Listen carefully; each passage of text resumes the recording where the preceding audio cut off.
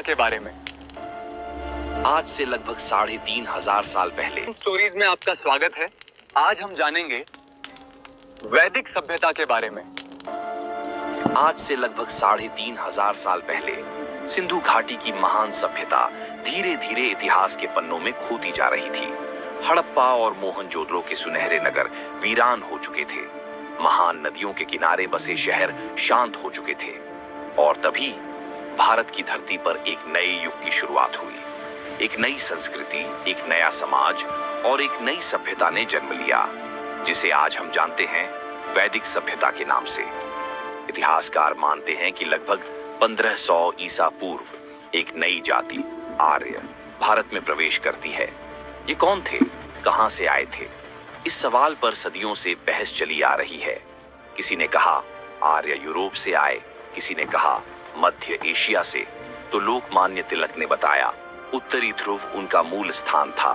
कुछ विद्वानों ने भारत को ही आर्यों की जन्मभूमि माना, लेकिन सबसे अधिक मान्य सिद्धांत है मैक्स मूलर का मध्य एशिया सिद्धांत, जिसके अनुसार आर्य मध्य एशिया से भारत आए और यहीं से शुरू होती है वैदिक सभ्यता की महागाथा।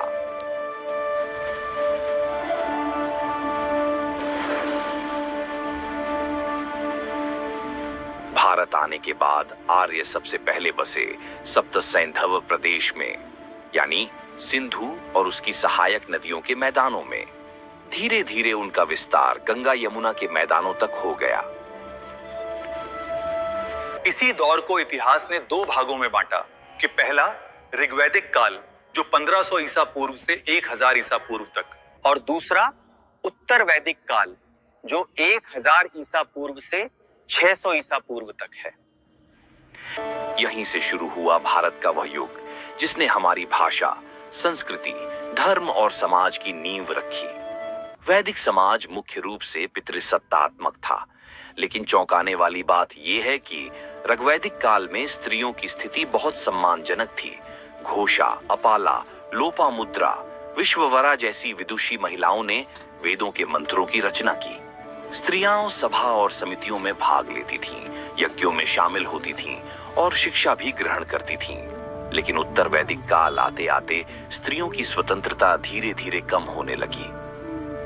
वैदिक सभ्यता एक ग्राम प्रधान अर्थात ग्रामीण सभ्यता थी। वैदिक लोगों का जीवन पूरी तरह प्रकृति से जुड़ा था। उनकी अर्थव्यवस्था टिकी थी कृषि पर और पशुपालन पर। सबसे पवित्र पशु थी गाय। गाय केवल पशु नहीं, बल्कि संपत्ति, सम्मान और विनिमय का माध्यम थी। व्यापार होता था, लेकिन सिक्कों से नहीं, वस्तु विनिमय प्रणाली से। आर्य तांबा, सोना और बाद में लोहा भी इस्तेमाल करने लगे।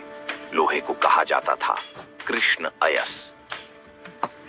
ऋग्वैदिक काल में शासन व्यवस्था काफी सरल थी। राजा का चुनाव भी कभी कभी जनता करती थी।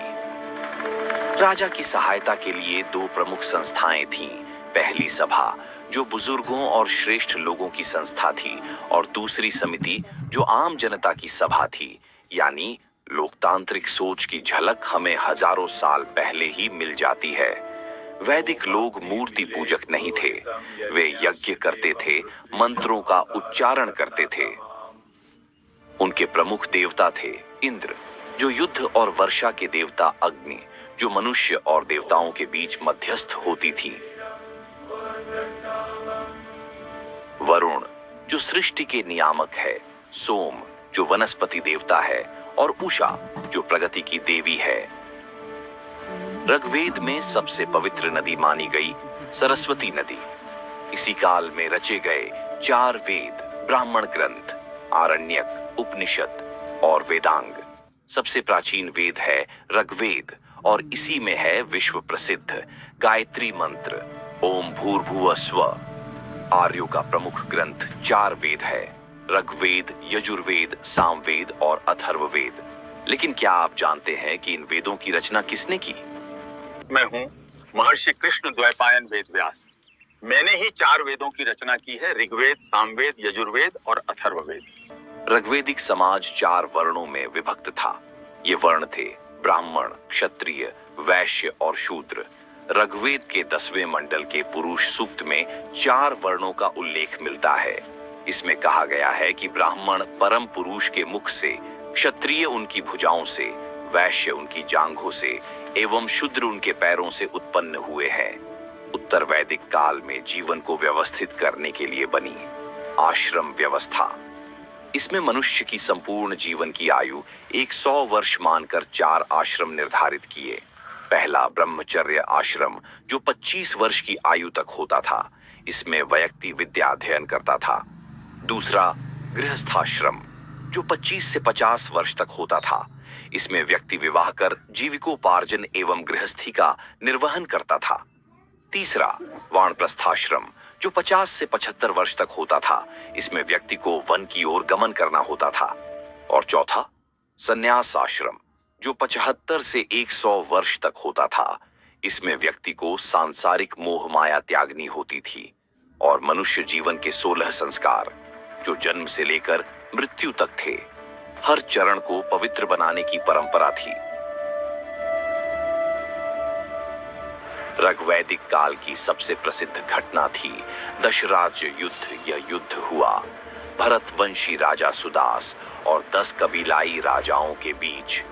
परिणाम सुदास की विजय और आर्य शक्ति का विस्तार। वैदिक सभ्यता केवल एक ऐतिहासिक काल नहीं, यह भारत की आत्मा है। संस्कृत भाषा, यज्ञ परंपरा, वर्ण व्यवस्था, आश्रम व्यवस्था, उपनिषदों का दर्शन, सब कुछ यहीं से जन्मा। यही वह सभ्यता है जिसने भारत को ज्ञान, संस्कृति और अध्यात्म की भूमि बनाया। तो ये थी भारत की प्राचीन वैदिक सभ्यता की पूरी कहानी। एक ऐसी सभ्यता जिसने हमें वेद दिए, दर्शन दिया और एक महान सांस्कृतिक पहचान दी। अगर आपको वैदिक काल में जीने का मौका मिलता तो आप क्या बनना पसंद करते? ऋषि, योद्धा, किसान या व्यापारी? कमेंट में बताए देते। आपको यह वीडियो पसंद आया हो तो वीडियो को लाइक करें और ऐसे ही इतिहास जानने के लिए चैनल को सब्सक्राइब करें।